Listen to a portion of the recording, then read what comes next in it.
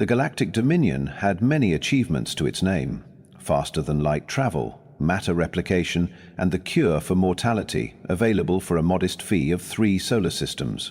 But if you asked any citizen what the Dominion's greatest contribution to civilization was, they'd tell you without hesitation: the arena of supremacy. Because nothing quite brought species together like watching other species get torn apart for entertainment. The arena system was elegantly simple, much like a meat grinder is elegantly simple.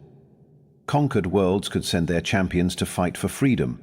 Win, and your species earned autonomy. Lose, and, well, the janitors had gotten very efficient at mopping up various colors of blood, ichor, and whatever that purple stuff the Zentari leaked when nervous. On Epsilon 7, the crown jewel of arena worlds, the crystalline structure rose 3 kilometers into the artificially maintained atmosphere.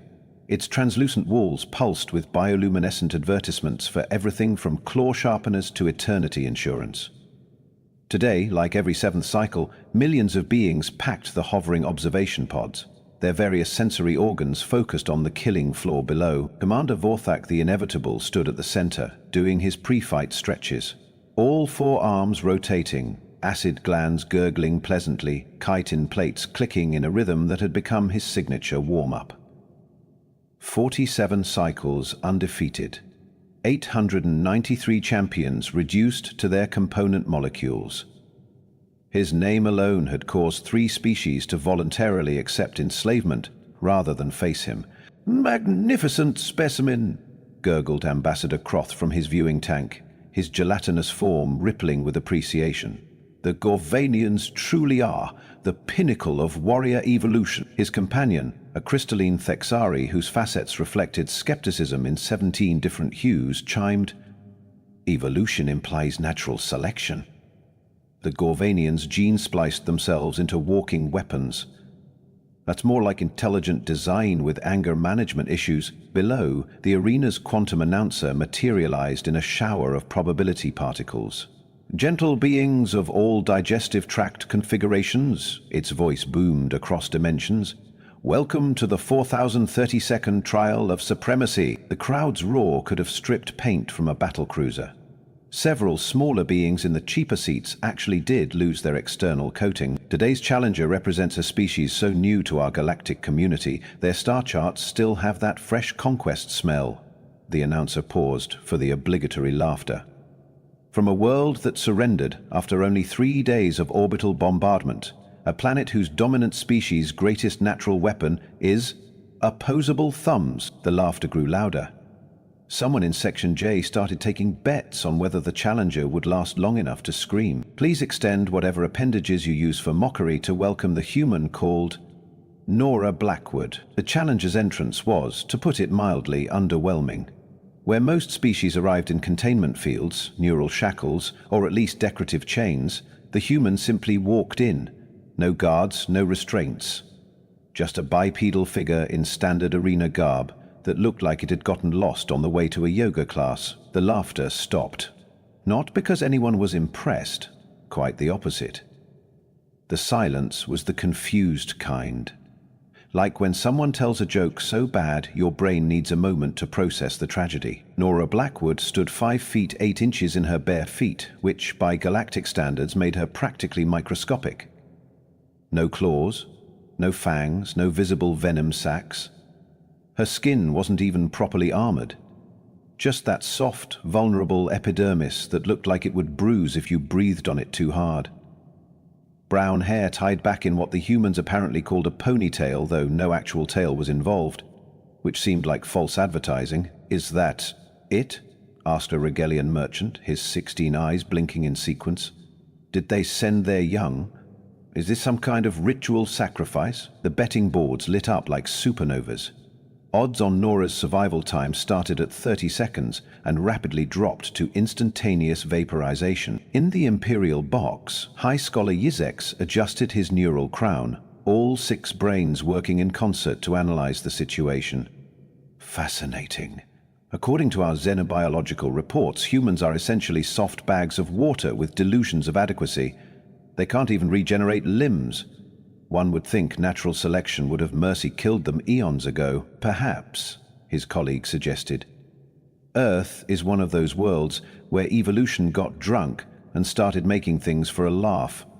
Like the Flavian slug dancers, down in the arena, Commander Vortak had stopped his warm-up routine. His 4 eyes narrowed as he studied the human. In 47 cycles, he'd faced warriors with quantum claws, berserkers who breathed nuclear fire, and one memorable opponent who could turn their skeleton inside out as a weapon. But never had anyone walked into his arena looking so relaxed. The human was stretching. Not the desperate, fear-induced movements of prey preparing to die, but the casual limbering of someone about to go for a light jog. She rolled her shoulders, cracked her neck, and... was she yawning? Weapons! The quantum announcer materialized beside her, gesturing to the arsenal wall where thousands of instruments of death gleamed invitingly. The challenger may select up to 3 implements of... No, thank you, Nora said, her voice carrying clearly across the arena despite its soft tone. I'm good, the announcer's probability field flickered uncertainly. The challenger refuses weapons? Surely you'd like at least a plasma blade. We have a special on quantum morning stars today. Buy 2, get the 3rd dimension free? I'm all set, thanks. The silence that followed was profound enough to have its own gravitational pull. In the Imperial box, someone dropped an expensive beverage. In Section Q, a Vorthan bookie fainted. All 7 hearts stopping simultaneously. Commander Vorthak's mandibles spread in what his species considered a grin, but most others recognized as a promise of imminent dismemberment. He stalked forward, each step leaving smoking craters in the arena floor. His natural armor gleamed like polished obsidian, decorated with acid-etched tallies of his kills. The skulls of his most notable opponents hung from his belt, clattering a symphony of past victories. Little soft thing, he rumbled, his voice like grinding tectonic plates. I have killed warriors who could bend reality with their minds. I have torn apart champions who were more weapon than flesh. What makes you think your fragile mammalian form will last even a heartbeat against me? Nora finished her stretches and assumed what looked like a relaxed standing position. To the trained observers in the crowd, it appeared she was simply waiting to die with minimal fuss. To the very, very few who understood human body language, she looked like someone waiting for a bus that was running slightly late. I suppose we'll find out, she said. The ritual pre-fight taunting was supposed to last at least another 5 minutes. The sponsors paid good money for dramatic tension, but Vorthak decided to skip to the main event. His upper right arm swept out in a blur of motion that had decapitated dozens of opponents before they even registered the attack. His claws passed through empty air. The human had moved. Not the desperate dodge of prey, not the calculated evasion of a trained warrior, but a simple step to the side as if avoiding a puddle. Vorthak's lower left arm was already swinging, a haymaker that could punch through starship armor. Again, it found nothing but air. The human had pivoted, her movement so minimal it barely qualified as movement at all. The crowd's silence deepened. This wasn't the awed quiet of witnessing spectacular combat. This was the confused silence of 10 million beings trying to process what they were seeing, or more accurately, what they weren't seeing. Vorthak unleashed a flurry of attacks. His 4 arms became a blur of violence, each strike calculated to intersect with where the human should be, would be, had to be, according to all laws of physics and combat. His tail lashed out, his acid glands sprayed deadly arcs, his entire body became a whirling dervish of destruction that had turned previous champions into abstract art. Nora moved through it all like water flowing around rocks. No wasted motion, no dramatic leaps or rolls. Just an endless series of small adjustments that kept her precisely where Vortak's attacks weren't. Impossible, breathed Ambassador Croth, his gelatinous form quivering. She's not even trying to run, she's just not there. The Texari's facets had gone pale with calculation. She's reading him. Muscle tension, weight distribution, momentum vectors.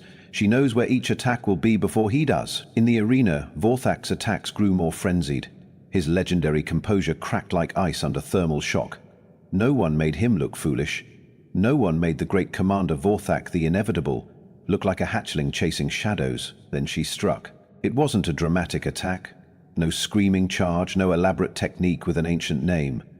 Just a single finger, extended at precisely the right moment, touching a spot on Vorthak's lower left arm where his primary nerve cluster sat, beneath exactly 2.7 centimeters of chitin. The arm went dead instantly, hanging limp at his side. The silence in the arena achieved a quality that physicists would later classify as aggressively absolute.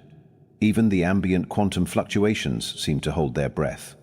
Vorthok stared at his unresponsive limb, his four eyes wide with something that hadn't appeared on his face in 47 cycles: confusion. His three remaining arms tensed for another assault, but hesitation had crept into his movements. How had she known exactly where to strike? That nerve cluster was a closely guarded anatomical secret of his species. Interesting skeletal structure, Nora commented, circling him with that same casual gait. Your species opted for a decentralized nervous system, smart for redundancy, but it does create some exploitable patterns. Your lower right cluster should be... She moved, a blur of motion that ended with another precise touch. There, a second arm hung useless. The crowd's silence cracked. Whispers rippled through the sections like cracks spreading through glass. Someone in the Imperial box was hyperventilating through their spiracles, Vorthak roared, a sound that had caused previous opponents to void themselves in terror. He charged, relying on brute mass and momentum. 300 kilograms of gene-forged murder bearing down on a human who weighed maybe 60 kilos after a large breakfast. She stepped aside at the last possible moment, one hand brushing against his thoracic plate as he passed. To observers, it looked like a gentle pat. To Vorthak, it felt like lightning shooting through his secondary heart. He crashed into the arena wall, his nervous system misfiring, sending contradictory signals to muscles that had never failed him before. When he turned, yellow ichor dripping from his mandibles, the human was standing exactly where she'd started, hands clasped behind her back like a lecturer about to make a particularly interesting point. "You know," she said conversationally, "everyone up there probably thinks this is luck, or maybe that humans have some secret psychic power we've been hiding. Would you like to know the truth?" Vorthak snarled something untranslatable, charging again with his two remaining functional arms spread wide to prevent evasion. This time she didn't dodge. She stepped inside his reach, her movements flowing like liquid mercury, and delivered a series of strikes so fast they seemed to happen simultaneously. Each hit targeted a specific nerve junction, a particular pressure point, a critical biological weakness that shouldn't have been known to anyone outside Gorvanian military medical texts. When she stepped back, Vorthak collapsed to his knees, his entire body trembling with neural misfires. "The truth," Nora continued as if they were having tea rather than a death match, "is that your Dominion broadcasts these fights across the galaxy. High definition, multiple angles, slow motion replays. You've been showing us exactly how every species moves, where they're vulnerable, how they think." She paused. "Did you know humans have a saying about giving away the farm?" "No." "Well, it means showing someone everything when you should have kept some secrets." In the Imperial box, High Scholar Yizik Six Brains achieved synchronous panic. "The conquest broadcasts, every tactical engagement, every species' combat capabilities. We've been teaching them," his colleague finished, all color draining from his exoskeleton. Nora knelt beside the fallen commander, her voice still carrying that conversational tone. "Your species is fascinating, really. All that redundancy, but you never thought to protect the primary motor cortex junction at the base of your skull. Probably because it's under 3 inches of armor plating." She smiled. 3 inches sounds like a lot until you understand harmonics and resonance frequencies." She tapped a specific spot on his chest plate. The vibration traveled through his armor, amplifying as it went, until it reached that protected spot with the force of a pneumatic hammer. Vorthak's eyes rolled back, his massive form convulsing. "Here's what your empire never understood about humans," Nora said, standing slowly. "We're not strong. We're not fast. We don't have natural weapons. What we have is pattern recognition and opposable thumbs. Your entire arena system, this whole spectacle, it's just a massive educational program. Every fight, every victory, every death, all data points." She walked toward Vorthak's ornate command throne at the edge of the arena, the one where he sat between matches to watch lesser champions fight. The crowd parted before her approach, or rather beings stumbled over each other to get out of her way. Even the arena guards, conditioned from birth to intervene in any irregularity, found themselves suffering from a sudden and severe case of not wanting to be anywhere near the human. "We studied everything," she continued, still in that lecturer's tone. "Your biology, your psychology, your tactics. Did you know Gorvanians have a tell when they are about to strike with their upper arms? The secondary heart rate increases by 12%, causing a microdilation of the third eye, visible if you know what to look for." She reached the throne and picked up Vorthak's ceremonial command crown, a grotesque thing made from the bones of conquered species. It was both a symbol of ultimate authority and a promise of what happened to those who challenged the dominion. Behind her, Vorthak was trying to rise, his nervous system gradually reasserting control. His species' redundancy was finally working in his favor, backup pathways routing around the damage she'd inflicted. He managed to get one arm under himself, pushing up with effort that would have moved mountains on a lighter world. "The real joke," Nora said, turning back to him, "is that you conquered Earth in 3 days and thought that meant we were weak. Did it never occur to you that maybe, just maybe, we let you?" The silence in the arena had transcended merely absolute and achieved something metaphysical. Even the quantum announcer had forgotten to exist properly. Its probability field scattered across dimensions in shock. Vorthak made it to his feet, swaying like a tree in a hurricane. His proud armor was cracked, leaking ichor from a dozen microfractures. 3 of his forearms hung useless, and his primary eyes kept losing focus. But he was Commander Vorthak the Inevitable, and he would not fall to some soft mammalian pest. "You lie," he gasped through damaged vocal cords. "Humans, weak. We destroyed your defenses." "You destroyed what we wanted you to see," Nora corrected. "Old satellites, decommissioned stations, cities we'd already evacuated. Do you know what humans did for the 3 days of your conquest? We watched, we recorded, we learned. Your attack patterns, your technology, your weaknesses. All of it." She moved again, faster than before, and Vorthak's desperate counterstrike found only air. Her palm struck his thoracic plate in what looked like a gentle push. The commander flew backward 30 feet, his armor shattering like safety glass, revealing the softer tissues beneath. "Every species you've conquered, every world you've enslaved, they all tried to fight you with strength," Nora explained, walking toward his broken form with measured steps. "They met force with force, weapon with weapon. But humans, we're persistence hunters. We don't need to be stronger, we just need to understand you. And thanks to your empire's love of broadcasting executions, we understand you very, very well." Vorthak tried to speak, but only managed a wet gurgle. His legendary regeneration, the biological advantage that had let him survive wounds that would have killed lesser beings, was failing.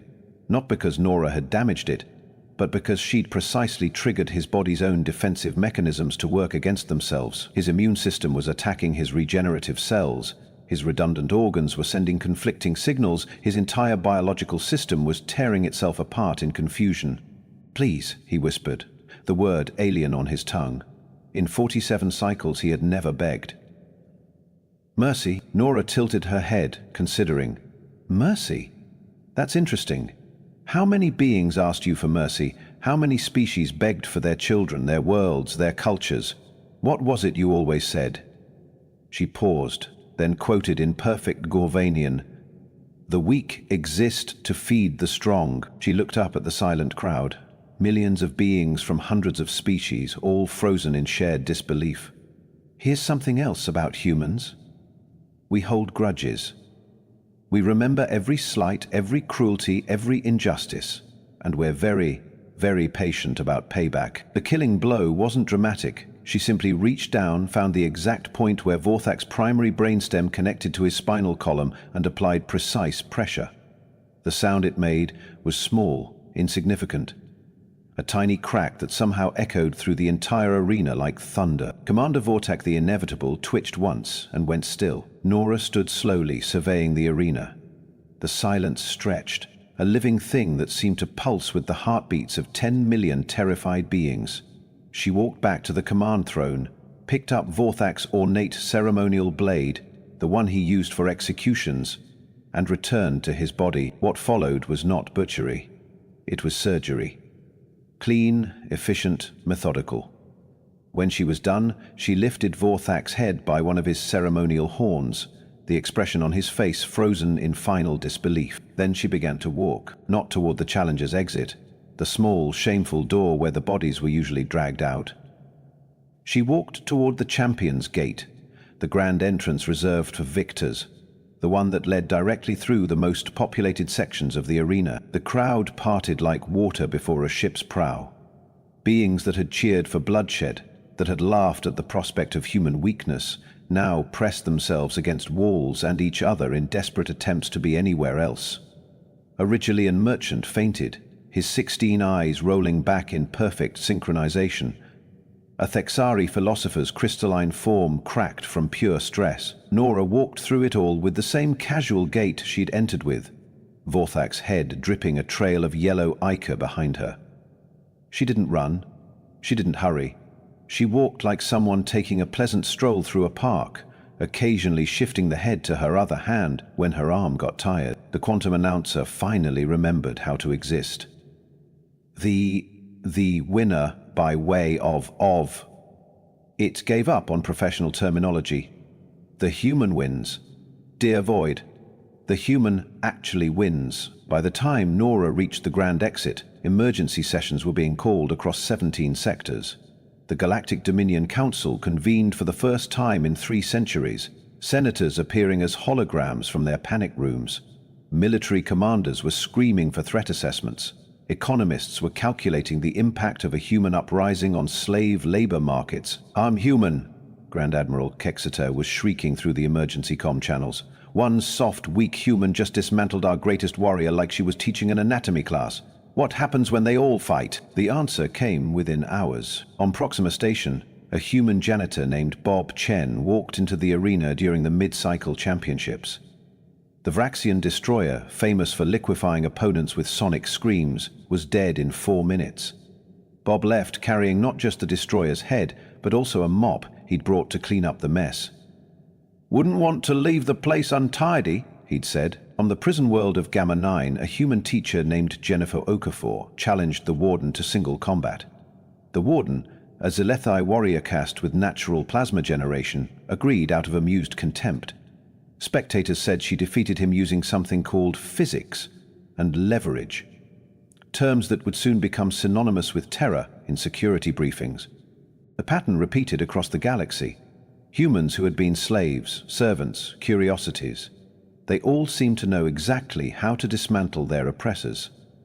Decades of broadcasts of gleefully showing off the Dominion's might had been a masterclass in alien anatomy and combat doctrine. Every species' weakness, every biological vulnerability, every psychological blind spot had been served up on high-definition feeds. Within a week, the arena system collapsed. Champions refused to fight. Entire species withdrew from the Dominion, rather than risk facing humans who seemed to treat death matches like technical exercises. The economy crashed when the entertainment revenue dried up.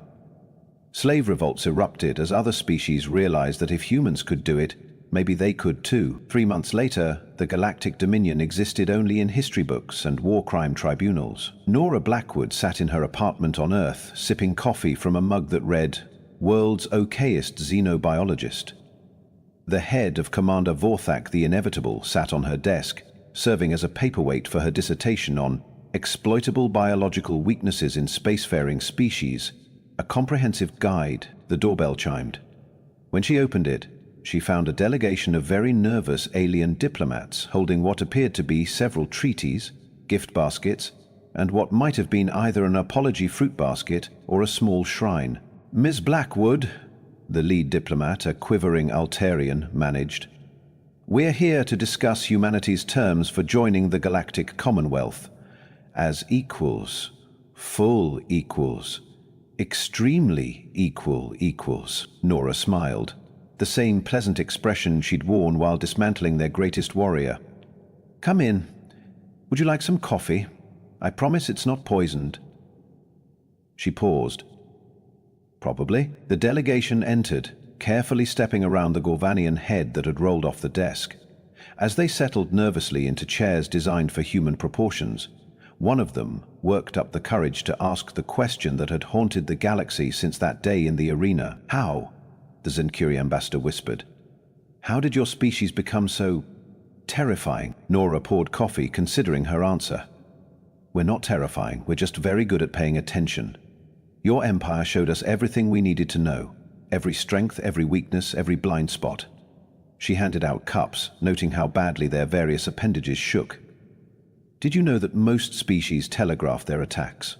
Micro-expressions, pheromone releases, electromagnetic fluctuations, it's all data if you know how to read it. But the physical disparity," another diplomat protested. "You have no natural weapons, no armor, no built-in advantages," Nora agreed.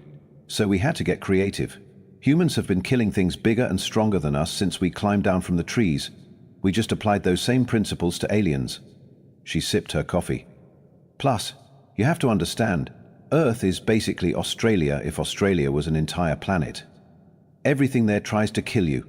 By galactic standards, your most dangerous predators are what we call house pets." The delegation exchanged what might have been glances if any of them had compatible visual organs. "So," the lead diplomat ventured, "humanity's terms?" "Oh, that's simple," Nora said. "No more conquest, no more slaves, no more arenas. Any species that wants to leave the Commonwealth can leave. Trade is voluntary, defense is mutual, and everyone gets access to education." She smiled. "Real education, not the propaganda you've been calling history. That's all?" "Well, that and one other thing." She gestured to Vorthak's head. "We're keeping the trophies. Call it a reminder. You spent centuries teaching the galaxy that might makes right. Now you get to learn what happens when the mighty meet someone who spent those centuries taking notes." The negotiations lasted 3 days. Humanity's terms were accepted unanimously, possibly because every time someone looked like they might object, Nora would adjust Vorthak's head on her desk and smile. Years later, when the Galactic Commonwealth had become something actually worth belonging to, Xenohistorians would mark the fall of the Dominion not from the day of its political dissolution, but from that moment in the arena when a single human woman walked in and showed the galaxy what happened when you gave a persistence predator enough time to study its prey. The arena on Epsilon 7 was converted into a museum.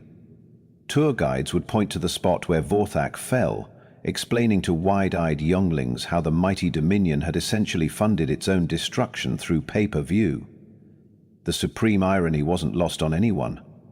An empire built on displaying strength had broadcast its own weaknesses to the one species patient enough to watch, learn, and wait. And in a quiet apartment on Earth, Dr. Nora Blackwood, she'd finished her dissertation in her bookshelf, between her xenobiology texts and her coffee mug collection.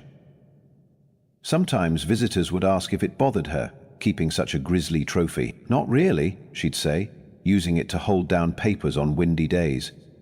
"It's a good conversation starter. Plus, it reminds me that sometimes the best weapon isn't strength or speed or natural armor. Sometimes it's just patience and a really good memory for details." The skull, of course, couldn't comment.